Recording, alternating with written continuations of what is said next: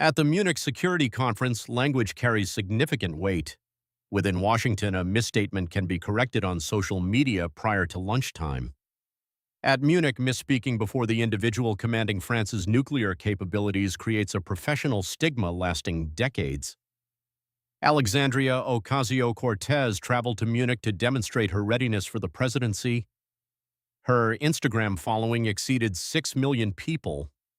She possessed slogans, she had vitality, she was the most recognizable figure in the Democratic organization and completely convinced that charisma sufficed to dominate any global venue. She lacked a response regarding the Taiwan query, and the gentleman seated across from her, the son of a Cuban bartender who had engaged with Vladimir Putin before breakfast and Xi Jinping before dinner, realized this before she even spoke. The Bayerischer Hof differs significantly from Capitol Hill. There are no spectator seats for demonstrators to utilize for shouting, no C-SPAN banners scroll across the lower section of the screen, no aides hold up visual aids. When addressing the Munich Security Conference, the audience consists of the German defense minister, the French president, the NATO Secretary General, and 40 other heads of state and foreign ministers who have been engaged in this longer than most American politicians have been alive. They do not applaud out of agreement. They applaud because you are accurate, and they distinguish the two faster than any other audience on Earth. For 4 decades, Munich had witnessed every variety of American politician cross its stage. Hawks and doves, generals and diplomats, vice presidents and secretaries of state, senators who had memorized every arms treaty since Yalta, and congressmen unable to locate Ukraine on a map. It had never seen a 36-year-old congresswoman arrive possessing an iPhone, an Instagram story recorded on the aircraft, and the unwavering conviction that social media followers equated to foreign policy credentials. Alexandria Ocasio-Cortez entered the main hall Friday morning clad in a tailored charcoal blazer and gold earrings. Her communications director followed closely behind, filming behind-the-scenes content. 3 aides carried briefing binders compiled during the flight from New York. 8 hours of intense study on NATO force structures and European defense expenditures, the type of preparation evident when completed at the last minute. She waved at a group of young European Parliament members in the second row who had posted regarding her arrival the previous evening. She smiled for a photographer from Der Spiegel.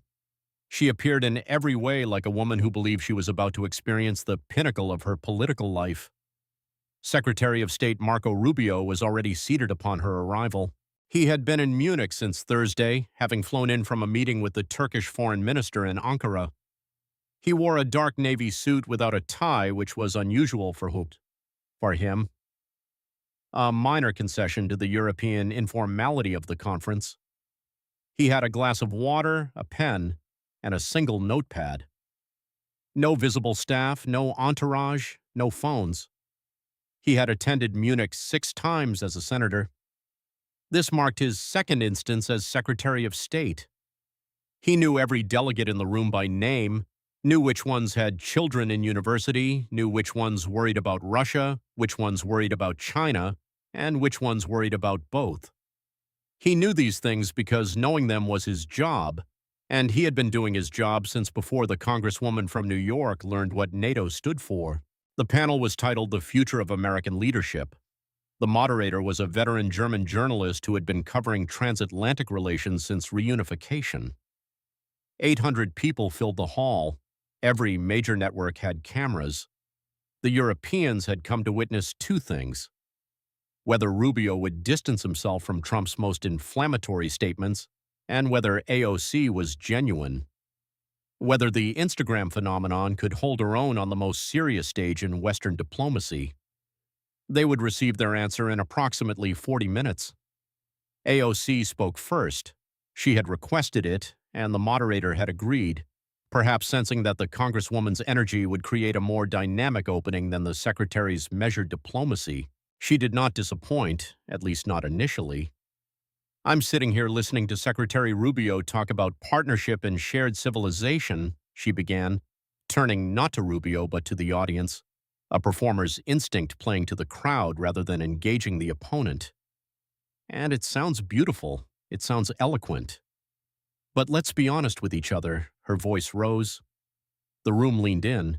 This man represents a president who tried to buy Greenland, who called NATO obsolete, who abandoned the Kurds, who sent love letters to Kim Jong-un, who tried to blackmail Ukraine, the country we're all here to support, by withholding military aid for personal political favors.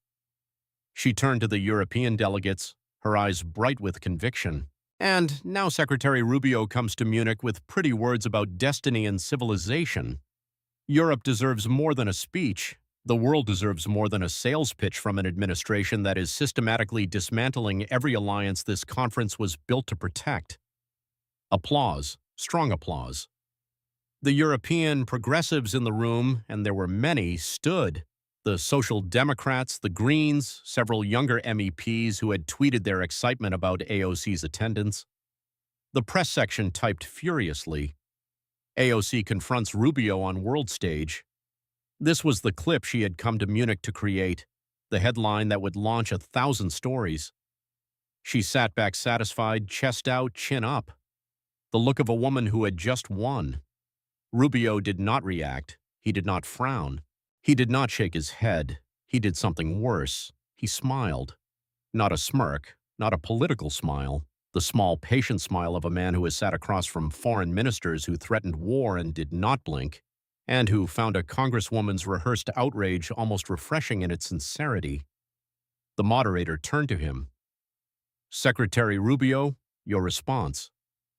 Rubio uncapped his pen, set it down, looked at AOC with what appeared to be genuine warmth. "Thank you, Congresswoman. That was very passionate. I mean that sincerely." He paused. "I have just one question. Yesterday on this stage, you said the United States cannot kidnap a head of state just because the nation is below the equator. You were talking about Venezuela." Another pause, longer this time. The room felt it. Venezuela is in the northern hemisphere. Caracas sits at 10 degrees north latitude. You were discussing the foreign policy of a nation and you did not know which half of the earth it occupies. He let the sentence land, did not raise his voice, did not add commentary, just let the facts sit there in the middle of the most important security conference in the world like a stone dropped into still water. This is not Twitter, Congresswoman. In this room, geography has consequences. The room did not laugh. The room went silent. And in diplomacy, silence is worse than laughter. Laughter means you are a joke. Silence means you are being reassessed. And reassessment at Munich is the beginning of the end. What happened next was not what anyone expected. Not the press, not the moderator, not AOC's staff watching from the overflow room on closed-circuit monitors. They expected Rubio to deliver a speech, to defend the administration, to make his own case and move on. He did not make a case. He asked questions. This was something the Europeans recognized immediately, even if the Americans in the room did not. In European diplomacy, the most dangerous person in the room is not the one making accusations. It is the one asking questions because questions require answers, and answers reveal what you know and what you do not. A speech can be survived. A question with no answer cannot. Congresswoman, you said we need to stand up for democracy around the world. I agree, so let me ask, who is the current president of Honduras? Silence. Who leads the opposition in Venezuela, not Maduro? The opposition, Maria Corina Machado, AOC said quickly, recovering. Machado, good. She has been banned from running for office, hunted by state security, living in hiding for over a year. Have you ever spoken with her? Have you ever mentioned her name in any speech, any press conference, any Instagram post before today? AOC opened her mouth, closed it. I have spoken with Machado 5 times in 6 months. The wife of Leopoldo Lopez calls my office every week. These women are fighting for democracy, not on a stage with spotlights, but in darkness where they could be killed for what they believe. He looked at AOC without hostility, almost with sadness. You talk about democracy as a slogan.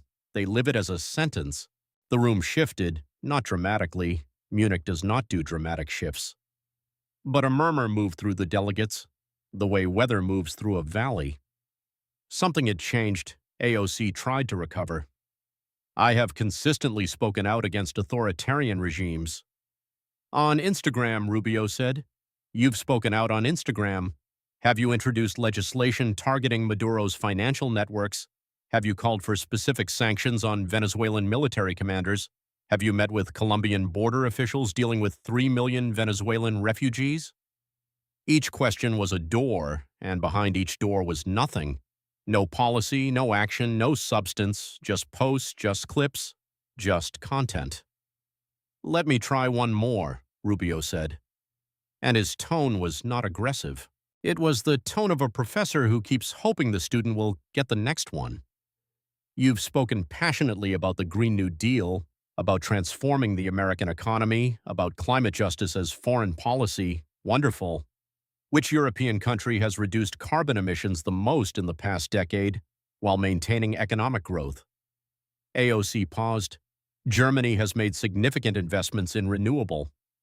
France, Rubio said, through nuclear energy, which the Green New Deal explicitly opposes. France cut emissions by 20% while growing GDP by 12%, using the one technology your signature legislation would ban. He looked at the French delegates in the second row. Several were nodding. You've built an entire political brand on climate policy, and you don't know which country in this room has actually solved the problem you talk about. That's not leadership, Congresswoman. That's marketing. But that's policy, Rubio continued, his voice never rising above the conversational. Let's talk about security. Yesterday you were asked the most important question in Pacific security. Would America defend Taiwan if China invades? He turned to the audience. Everyone in this room heard the answer. 30 seconds. Well, it's a very important question. And, I think we need to look at the broader context of, He did not mock her delivery. He did not imitate her voice. He quoted the words flatly, which was worse, because flat repetition left nowhere to hide. 23 million people live in Taiwan. They have families, children, jobs, futures. The question of whether America will protect them, the question that determines whether they live in freedom or under occupation, received 30 seconds of And I answer that question every week in the Situation Room, with maps, with generals, with consequences that are real. The answer is not, the answer is 23 million people are counting on us, and we do not say, AOC leaned into her microphone. Strategic ambiguity has been American policy since before you took office, Secretary. I was respecting that framework. Strategic ambiguity requires that you understand the strategy before you invoke it. His voice remained level, diplomatic, devastating. Can you explain the Taiwan Relations Act of 1979? Who signed it? What does it commit the United States to? AOC's lips parted. Nothing came out. 2 seconds. 3 seconds. In a room full of people who had spent their careers studying exactly this question, 3 seconds of silence was a verdict. President Carter signed it, Rubio said. The way a teacher fills the silence when a student cannot answer, it commits the United States to provide defensive arms to Taiwan and to consider any coercive action against Taiwan a matter of grave concern. This is not classified information. It is on the State Department website. It is in every introductory textbook on Pacific security. He looked at her, not cruelly, not triumphantly, with the genuine disappointment of someone who had hoped for a better conversation. You did not know this, and you want to be president. The moderator shifted uncomfortably. He had expected a debate. This was something else, an examination, and the student was failing. What happened next is what people would remember longer than the geography, longer than the Taiwan silence, longer than any of the policy questions that had systematically exposed what AOC did not know. They would remember it because it was the moment Marco Rubio stopped being Secretary of State and started being the son of his father. The moderator suggested a brief pause before the next topic. Rubio shook his head. If I may, I want to say something that is not about policy. The room quieted. Something in his voice had changed. Not louder, not softer, closer, more personal. The voice of a man about to say something he meant. Congresswoman Ocasio-Cortez and I have something in common. We both tended bar. 800 people recalibrated. This was not in anyone's briefing book. She worked at a taqueria in the Bronx before running for Congress. I know this because her story is famous.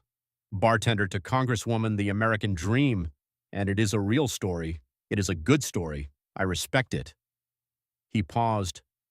My father tended bar in Miami for 40 years. Not before something bigger. 40 years was the career. He came from Cuba with no English, no degree, no connections. My mother cleaned rooms in hotels. They did not tell their story on Instagram. They did not write a book about struggle. They went to work. I want to tell you what my father's hands looked like, because nobody ever asked. They were rough, cracked at the knuckles. He polished glasses 8 hours a night, 6 nights a week, and his hand showed every hour. When I was 12, I asked him why he never complained. He said, Marco, in Cuba, they took your grandfather's store. They took your uncle's house. They took everything. Here, nobody takes anything. Here I work and I keep what I earn. That is enough. He said the word enough the way other people say miracle, because to him it was. My father stood behind that bar every night and smiled at people who did not see him. He smiled because he was grateful, grateful to be free, grateful that in America a man who had lost everything could stand behind a counter and earn enough to send his children to school. That was enough. Not because he lacked ambition, because he understood something that ambition sometimes blinds you to, that the system which allowed him to stand behind that bar and feed his family was a miracle. An imperfect miracle, but a miracle. The difference between us, Congresswoman, is not party. It is not rich or poor. The difference is this. You tended bar and concluded the system was broken and needed to be rebuilt from scratch. My father tended bar for 40 years and was grateful every single day that the system existed at all, because in Cuba there was no bar to stand behind, no dream to chase, nothing. The room was still. Not the political stillness of a hearing room waiting for the next attack, the human stillness of people hearing something true. In the second row, the Cuban-born Spanish ambassador removed his glasses and looked at the ceiling. He knew this story. It was his story, too. You want to restructure everything. My father wanted to protect what we had. I am my father's son. AOC, to her credit, tried. I respect your family's story, Secretary. I do. But I also come from a working-class family. My mother cleaned houses. My father passed away when I was 18. I know what struggle looks like. I know, Rubio said. And I am genuinely sorry for that loss. He meant it. The room could tell. This was not a rhetorical move. But loss is not policy. Pain is not expertise. You have turned a personal story into a political brand. And that brand has carried you very far, further than almost anyone expected. But when that brand meets a real question, where is Venezuela? Will you defend Taiwan? It breaks, because a brand is not knowledge, and this stage requires knowledge. No one in the room laughed. No one applauded. Rubio had just said the most brutal thing you can say to a politician, that the one thing she truly had, her story, her identity, her rise, was not enough. Not here, not for this.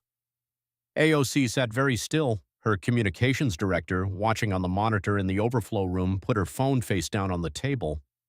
The panel continued. It had been scheduled for 90 minutes. They were in the second hour, and the moderator showed no signs of stopping, perhaps because he understood, as veteran journalists do, that he was witnessing something that would be studied. He moved to Ukraine. Rubio went first. He spoke for 4 minutes, specific, detailed, operational. He referenced a call with Zelensky from the previous Tuesday. He cited ammunition production numbers. He named specific weapon systems and delivery timelines. He spoke the way people speak when they have spent every day for a year inside a problem and know its dimensions the way a carpenter knows wood. Congresswoman, your thoughts on European defense industrial capacity and its implications for sustained Ukraine support? AOC straightened. We need to stand firmly with Ukraine. Putin's imperialism cannot be allowed to succeed. The United States and Europe must work together to ensure that democracy prevails. Could you be more specific? The moderator asked. The question was polite, lethal. How many 155 mm artillery shells does Europe produce per month versus Ukraine's stated need. I don't have the exact figures in front of me. 40,000, Rubio said quietly, as if helping. The need is 200,000. The gap is 160,000 rounds per month. Every missing shell is a meter of trench lost. Every lost meter is territory Putin keeps. That is arithmetic, Congresswoman, not a slogan. Something shifted in the room then. Not suddenly, but the way daylight shifts in winter, so gradually you do not notice until the room is dark. The European delegates began to disengage from AOC, not rudely, far worse than rudely, politely. A Finnish defense minister checked his phone during her answer about NATO burden sharing. Two German parliamentarians leaned together and whispered. A French diplomat in the third row opened his briefing book and began reading something else. At Munich, these small gestures are not accidents, they are signals. They mean, we have decided you are not serious. The moderator asked about Latin American policy. A Colombian delegate directed his question to Rubio in Spanish, a natural choice at an international conference with simultaneous translation available. Rubio answered in Spanish, fluent, natural, the Miami accent of a man who had spoken Spanish before he spoke English, who had heard it in his father's stories about Havana, in his mother's prayers, in the kitchen of every house he had ever lived in. The exchange lasted 2 minutes, substantive, detailed, the kind of diplomatic Spanish that requires not just fluency but policy vocabulary. The moderator, sensing an opportunity, turned to AOC. Congresswoman, would you like to respond, perhaps in Spanish, given your district's demographics? My Spanish is more conversational. I'll respond in English. She answered in English, something about partnership and solidarity and the importance of engaging Latin American communities. The words were fine. The words were always fine. But the room had just watched the Secretary of State conduct substantive diplomacy in the language of the hemisphere, and the congresswoman who represented a district where 46% of constituents spoke Spanish could not. After the panel, there was a cocktail reception in the hotel's main salon, the place where Munich's real work happens, where handshakes turn into agreements and polite conversations become treaties. Rubio was surrounded within minutes. The German foreign minister, the Japanese ambassador, the Polish defense minister, the EU high representative, a continuous stream of the most powerful people in European security, each one waiting patiently for 3 minutes of the secretary's time. AOC's staff worked the room trying to arrange meetings. The Polish defense minister, regrettably my schedule is full this evening. The Japanese ambassador, I apologize, I have a meeting with Secretary Rubio, a German social democrat parliamentarian, someone who should have been a natural ideological ally, someone who agreed with AOC on climate, on inequality, on every domestic issue. Perhaps another time, Congresswoman. It was a pleasure hearing you speak. That last line was the worst. It was a pleasure hearing you speak is what you say to someone you will never take seriously. It is the European equivalent of applause at a student recital, encouraging, warm, and utterly without consequence. No one was rude, no one said you lost, they simply did not come. And at Munich, absence is the final judgment. 30 years of security conferences have produced an unwritten rule. The people who matter are the people other people want to talk to. After Friday's panel, the entire diplomatic apparatus of the Western world wanted to talk to Rubio. They did not want to talk to AOC, not because they disliked her, because they had decided politely, irreversibly, that talking to her would not matter. AOC stood near the bar, an irony she did not seem to appreciate. With 2 staffers and a glass of mineral water, watching the room orbit around the man she had come to Munich to challenge. Her communications director typed on her phone. Whatever she was typing, she deleted it twice before putting the phone away. Saturday morning, the conference's second day. A new panel, Transatlantic Security Architecture in the Age of Multipolarity. 2 chairs on stage, nameplates, Secretary Rubio, Representative Ocasio-Cortez. The moderator opened at 9 a.m. sharp. Before we begin, I should note that Congresswoman Ocasio-Cortez sends her regrets. She has been called back to Washington due to scheduling conflicts and will not be joining us this morning. A murmur, a few knowing glances. The European press had been covering the previous day's panel since midnight.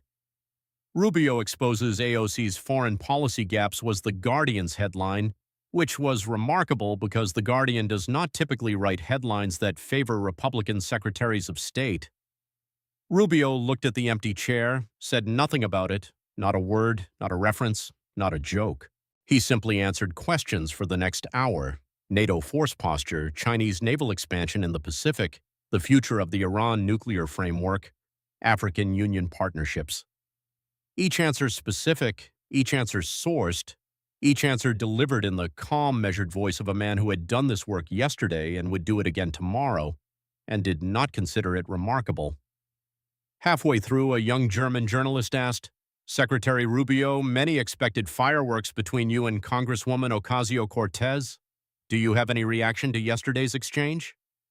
Rubio considered the question for 3 seconds, the diplomatic pause that Europeans respect and Americans mistake for hesitation. "I don't have fireworks," he said. "I have work. The Congresswoman is a talented communicator, and I'm sure she'll have a long career in American politics. But this conference is about security, the security of 800 million Europeans and 330 million Americans who depend on the transatlantic alliance. That's what I came here to discuss. That's what I'm discussing now." He gestured to the empty chair. "The chair is empty. The questions are not. Shall we continue?" They continued for another 45 minutes, and by the end the empty chair had become the image, the photograph that every European newspaper would run, the metaphor that every columnist would reach for. Rubio on one side, composed, working, and on the other side, nothing. A Reuters photographer named Leah Johansson took the shot that would define the weekend. She framed it wide. Rubio on the left, leaning slightly forward, notepad in hand, mid-sentence about Chinese naval expansion in the South China Sea. On the right, the empty chair, the nameplate still read Ocasio-Cortez. Behind both chairs, the blue Munich Security Conference banner. The image needed no caption. It was the caption. Die Zeit ran it full page with one word: abwesend, absent. Le Monde used it above the fold. The Financial Times placed it beside a column titled The Substance Gap. Even Al Jazeera ran it with a translation of Rubio's line, "The chair is empty, the questions are not." Not because AOC had been defeated in the traditional sense, not because she had been humiliated or shouted down or caught in a scandal, but because she had been asked questions she could not answer, and in the unforgiving light of Munich, that was enough. She had come to audition for the leadership of the free world, and the free world had politely, quietly, devastatingly declined. The scheduling conflict was not real. Her team had booked a flight back to New York Friday evening, 3 hours after the first panel ended. Her communications director had spent those 3 hours on the phone with reporters trying to reframe the day. The Congresswoman successfully challenged the administration's approach to alliances. Her passion resonated with European progressives. This was about starting a conversation. But Munich does not grade on passion. Munich does not award points for starting conversations. Munich is the room where you either know or you do not. And everyone in that room had spent Friday afternoon watching the Congresswoman not know. The clips moved faster than anyone predicted. Venezuela is not below the equator was the first to break, clean, factual, devastating. 14 million views by Saturday night. Not because conservatives amplified it, though they did, because geography teachers shared it, because foreign policy students shared it, because it was the rare political clip that required no partisan framing. She said the thing was wrong. That was the clip. The Taiwan silence was second. Someone edited the 30 seconds of and into a split screen with Rubio's answer, 23 million people are counting on us, and we do not say 22 million views. A Taiwanese journalist translated it and posted it on the island's largest social media platform. It was the most shared clip in Taiwan that week. The bartender's speech circled more slowly, the way things that are true rather than outrageous tend to move through the internet, shared by Cuban Americans first, then by immigrant communities more broadly, then by people who had never heard of Marco Rubio but recognized the story of a father who worked and did not complain. It did not go viral the way the geography clip did. It went deeper. Fox played the highlights on a loop. Sean Hannity aired the full bartender section uncut and said nothing for 8 seconds afterward, which for Hannity was the equivalent of a standing ovation. Ben Shapiro called it the most effective diplomatic performance by a Secretary of State since James Baker. Laura Ingraham focused on the Spanish moment. She represents a 46% Latino district and can't answer a question in Spanish. He's the son of Cuban refugees and conducted diplomacy in the language of the hemisphere. CNN was more careful, but not by much. Jake Tapper's headline, AOC struggles with foreign policy basics at Munich. Even MSNBC ran a segment titled, Did AOC's Munich trip backfire? A question that answered itself. President Trump posted on Truth Social at 11:42 p.m. Saturday. AOC got destroyed by our great Secretary of State Marco Rubio at Munich. She doesn't know where Venezuela is, wants to be president but can't find countries on a map. The bartender's son dominated America First Vice President Vance in a brief press gaggle, embarrassing for her, for the Democrats, for anyone who thought she was ready for the world stage. Back in New York, AOC posted an Instagram story from JFK Airport. Sunglasses on, no makeup, the casual look of someone who wanted to project that this was not a big deal. Went to Munich to sound the alarm about inequality and the collapse of the global order. Not to be quizzed on geography. The real story isn't a slip of the tongue. It's that the world is burning and the people in power are selling the fire extinguisher. The top comment, 43,000 likes, girl, do you know where Venezuela is yet? The Democratic establishment was quieter, and in politics, quiet is the loudest sound. Hakeem Jeffries, no statement. Chuck Schumer, no statement. The Congressional Progressive Caucus, a single sentence about the importance of engaging in international dialogue. Governor Newsom, who had also been in Munich, nothing. Governor Whitmer, who had attended the conference, nothing. Mark Kelly, who had spoken on a separate panel, nothing. Not one prominent Democrat defended her performance. Not one said she did well. Not one attacked Rubio because the 2028 primary was already a ghost in the room. And everyone who might run against AOC for the nomination understood the same thing. If she falls, they rise. There are no allies in a presidential primary, only interests. Democratic strategist Hank Scheinkopf on the record. It was a beauty pageant to show she had some chops about international issues, and she showed a complete lack of chops about international issues. She's not ready for prime time on the international stage. Even The View, 5 women who disagreed on everything agreed she had stumbled. She just didn't have a recovery, one host said. When The View agrees you lost, you lost. Bishop Robert Barron of the Catholic Church criticized her Munich remarks on class struggle as speaking Marxist ideology on a global stage. Conservative commentator Victor Davis Hanson was harsher. She didn't know anything about Taiwan. She knows nothing of the history. She doesn't know the Korean War. She didn't know anything about that. He compared her Taiwan answer to a viral beauty pageant response from 2007. The damage was bipartisan. A New York Democratic strategist who had worked on her first campaign told Politico on Background. Munich was supposed to be the beginning of the 2028 conversation. It might be the end of it. You can recover from a bad speech. You can't recover from not knowing where Venezuela is when the whole world is watching. The Met Gala dress, the Instagram following, the viral clips from committee hearings, none of it mattered in the rooms where NATO's future was being decided. Munich had measured her against the only standard it recognized, substance, and found her empty. 3 weeks later, a Quinnipiac poll showed her favorability among likely Democratic primary voters had dropped 11 points. The question is Alexandria Ocasio-Cortez qualified to be president? 53% no. Among voters over 50, 68% no. The Munich trip had been designed to prove she was ready. It proved the opposite. Rubio left Munich on Saturday afternoon. He did not attend the closing reception. He flew to Ankara for a meeting with the Turkish foreign minister about Syrian refugee resettlement. 4 hours of negotiation over numbers and timelines and border logistics, the kind of work that never makes Instagram and never should. On the plane, his deputy showed him the clip count. The Venezuela line, 14 million. The Taiwan answer, 22 million. The bartender speech climbing. "Turn it off," Rubio said. "What's the brief for Erdogan?" "Sir, you're trending in 12 countries." "Erdogan, please."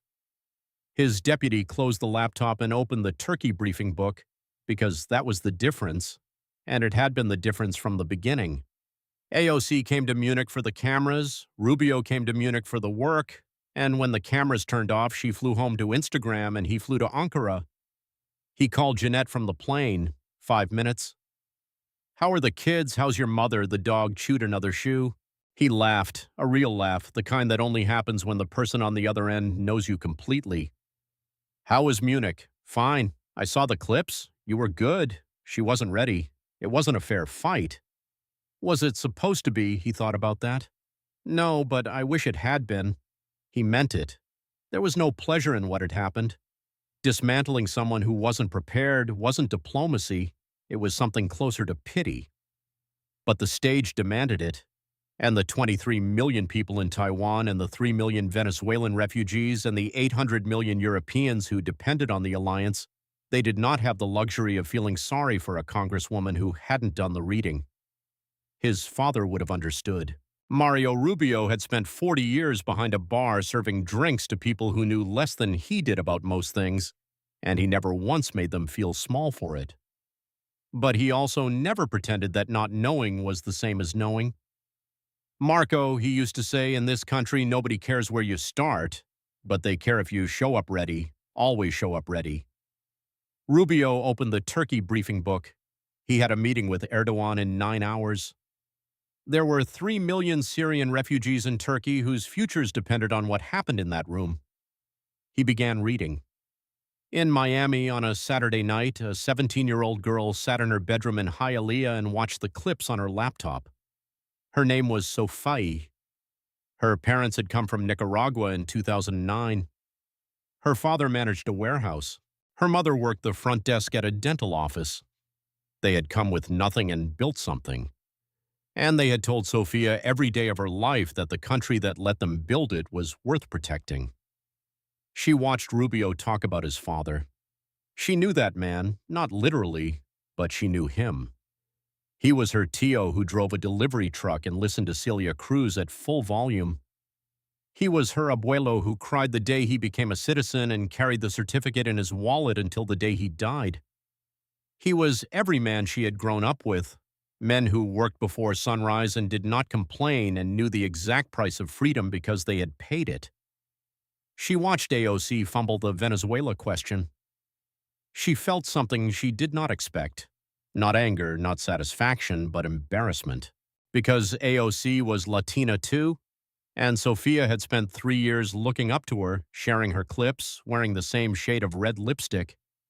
She had believed that being young and brown and loud was enough to change the world. Munich taught her that it was not, that the world was changed in rooms where people had done the reading and the reading was hard and there were no shortcuts. She watched the empty chair. She watched Rubio answer questions alone for an hour, calm, specific, prepared. The son of a bartender who had become the most powerful diplomat in the world, not because of a viral moment, but because of 40 years of a father's sacrifice and 20 years of his own preparation. After the clips ended, she closed her laptop, opened her phone. Not TikTok, not Instagram. She searched how to apply for the Foreign Service exam. She did not know where it would take her. She did not know if she would pass. She did not know that 10 years later she would stand in a room much like the one in Munich, with a nameplate that said her name and a briefing book she had memorized because she understood. Because Rubio and her father and every person who had ever arrived in America with nothing had taught her that the people in those rooms had to know what they were talking about. She just knew she wanted to be in those rooms, and she knew she would do the reading before she walked in.